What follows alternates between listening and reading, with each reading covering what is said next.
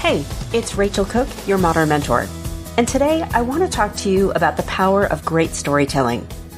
When it's done well in just the right moments, storytelling can be a huge driver of our success. So let's talk about how to choose your moments and then how to craft the story that propels you over that finish line. There's this piece of lore around Airbnb that I've always loved. When they first launched their home renting service in 2008, they struggled to attract customers. In 2013, the co-founders decided what they needed was a story. They wanted to do more than win minds with logic, facts, and figures. They also wanted to win hearts. They needed prospective renters and property owners to feel something that would compel them to engage with the service. The company shifted its focus from highlighting facts like the practicality of renting rooms or homes instead of hotels to telling stories about the power of belonging.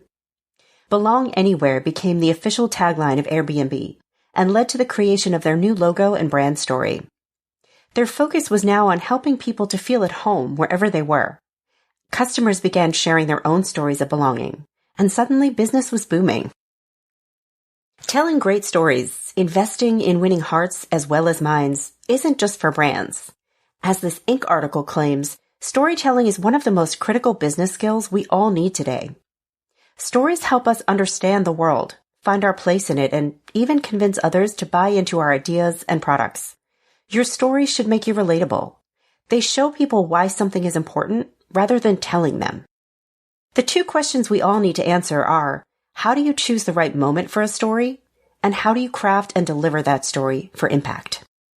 So let's start with when you tell a story.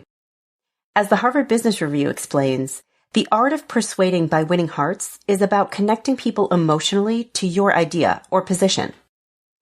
Sometimes we do want to lead with ration and logic and facts.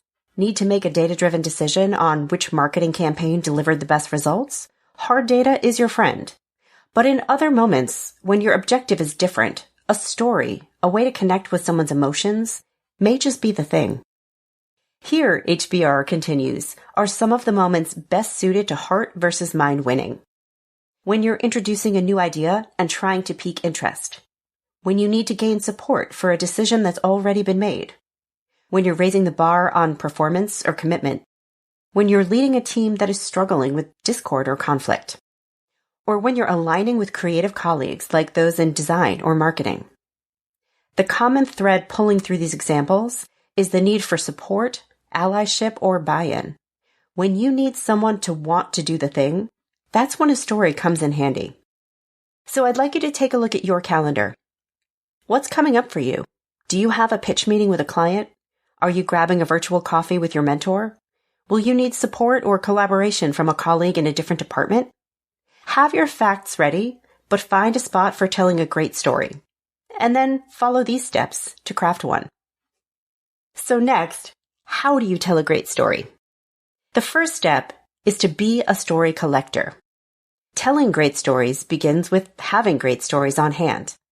When I'm talking to a new client, I have to prove myself. They want to see my track record of success, and I have the stats and metrics to show it. But I also need them to want to work with me. I'm not a vendor, I'm a partner, and I need to build trust and connection. So in early meetings, I lean into my arsenal of stories, mostly about my kids. I keep a collection of those on hand for a few reasons. First, kids are relatable. Many of my clients have their own, and if not, they have nieces, nephews, cousins, or siblings, which helps my stories resonate. Second, kids' stories let me be authentic. I love my kids, and that shows through in my stories, which makes me seem more real. And third, kids' stories are a safe way for me to be vulnerable, to show moments in which I've screwed up and I can laugh at myself. Being able to laugh at myself is one thing. I don't want to try to impress a client by talking about a professional failure. That's being a little too vulnerable. Instead, I'll highlight a mistake that taught me a valuable lesson that ultimately made me better at what I do, but at home. So now it's your turn. Where will you start to dig for stories that show a softer side of you? Maybe it's sports or travel or cars. Just pick a lane and start to build your collection. Next, establish a story structure. Once you have your source content, it's time to start crafting the story. While there's no one right way to tell a story, this Forbes piece offers a simple outline of the key elements to focus on. Be sure you have a clear moral or purpose. What's the reason you're telling this story to this audience at this time? Be sure there's a personal connection. Does the story involve you or someone you feel connected to? Focus on detailed characters and imagery. Does the story have enough visual description that others can see what you're seeing? And finally, look for conflict, vulnerability, or achievement. Can we see what you're learning or how you're growing? Play around with these elements and then try to craft a narrative that brings them all to life. The stories you tell will help others connect with you and want to be part of your success. Next, be sure to practice your story. A skilled storyteller makes it look incredibly easy and natural. But have you ever been caught in someone's story during this moment? So it was last Wednesday. No, actually, I think it was Thursday. No, wait, it was Wednesday because I remember it was raining. But hold on. First, I have to tell you what happened on Monday or this won't make any sense. Listening to disjointed stories like these can be painful. Does it matter whether it was Wednesday or Thursday? No. Are we going to be able to make sense of and more importantly connect with a story where the teller has to repeatedly backtrack to fill in the gaps? Probably not. You want to practice and refine your stories so that you subject your listeners only to the details that matter, that move the narrative forward. Scrub the rest. Tell your stories to people you trust and watch their reactions. Where do they laugh or gasp or nod? And which moments tend to make their eyes glaze over?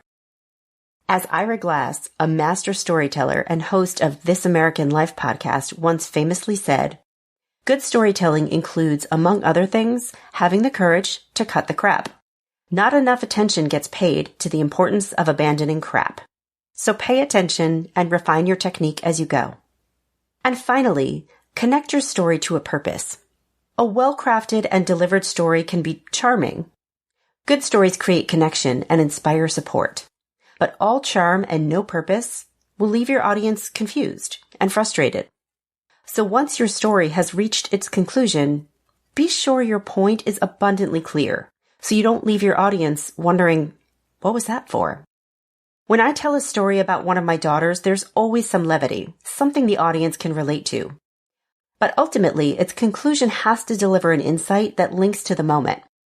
I tell this one story about the headache-inducing outfits my older daughter used to wear to preschool every day.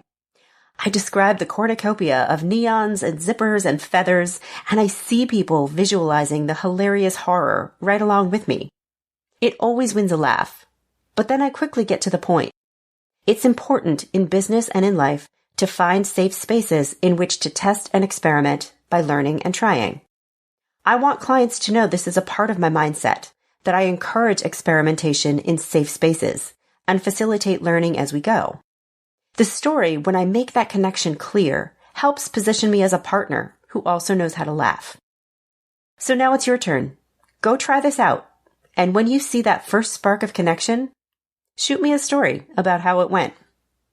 Have a question I can answer? Check out all the links in my bio for ways you can reach me. You can visit my website at leadabovenoise.com or follow me on the Modern Mentor podcast page on LinkedIn, where I share exclusive tips, videos, and musings. Join me next week for a can't-miss episode on how to design your life the Stanford way. Until then, thanks so much for listening and have a successful week.